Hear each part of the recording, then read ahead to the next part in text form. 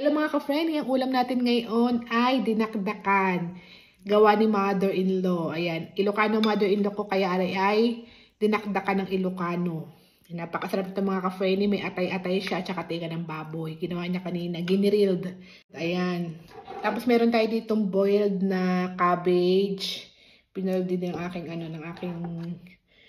mother-in-law at gumawa ko ng sausawa na bagong balayan. Sarap na rin. Yung mga ka-friendly, kain tayo. Ayan, oh.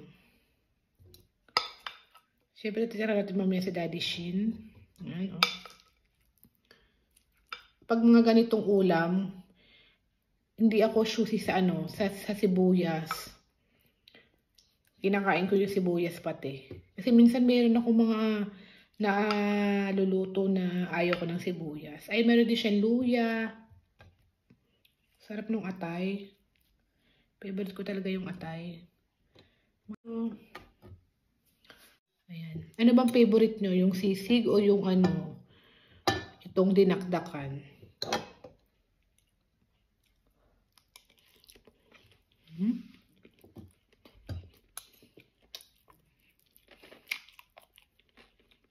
Ang sarap.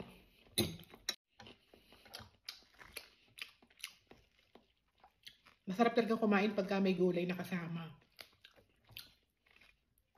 Para complete na yung meal mo.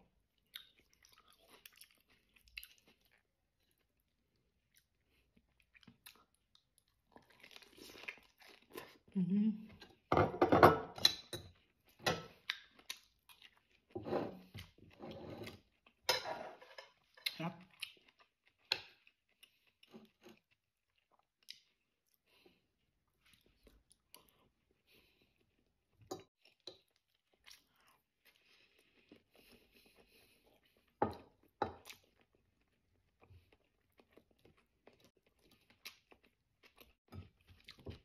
Siya.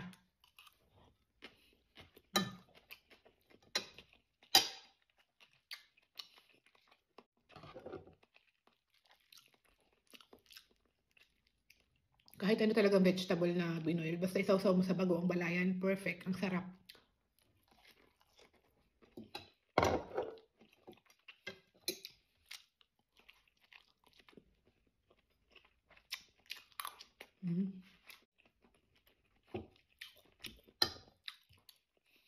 Pag ako nagawa ng mga ganito ng mga dinakdakan, hindi ako nasasarapan.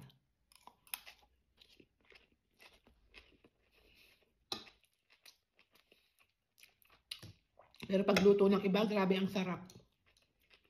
Enjoy na enjoy mo, no?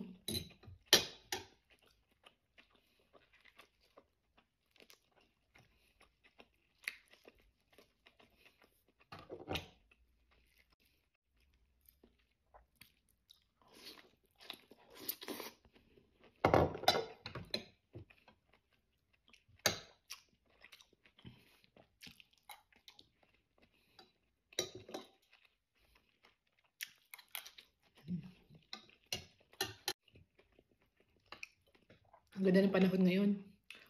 Medyo may araw, kahit malamig may araw.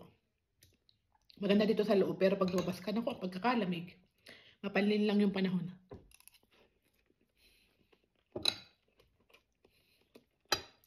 Sarap ng dinakdakan.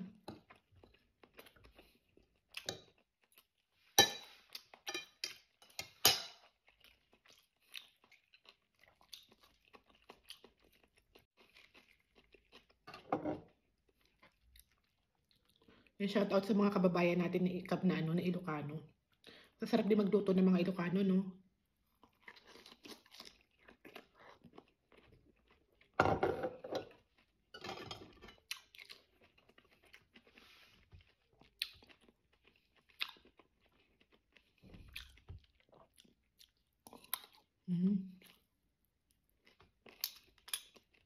Pwede nalalagas yung buhok ko. Okay, kita nyo dito.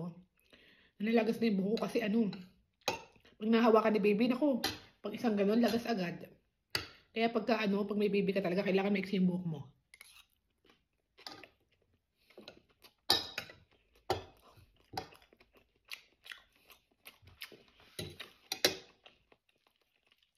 Papagupit nga ako pag may time.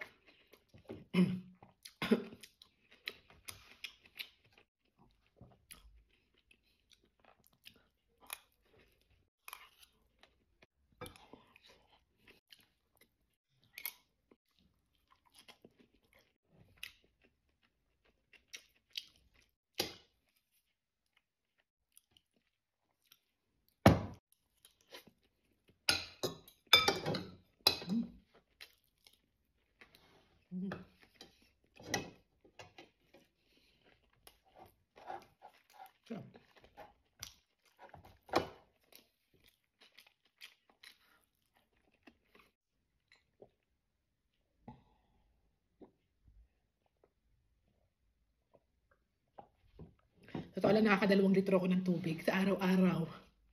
Dahil nakakauhaw magpadede. So, yun lang mga friend, thank you for watching. Ciao!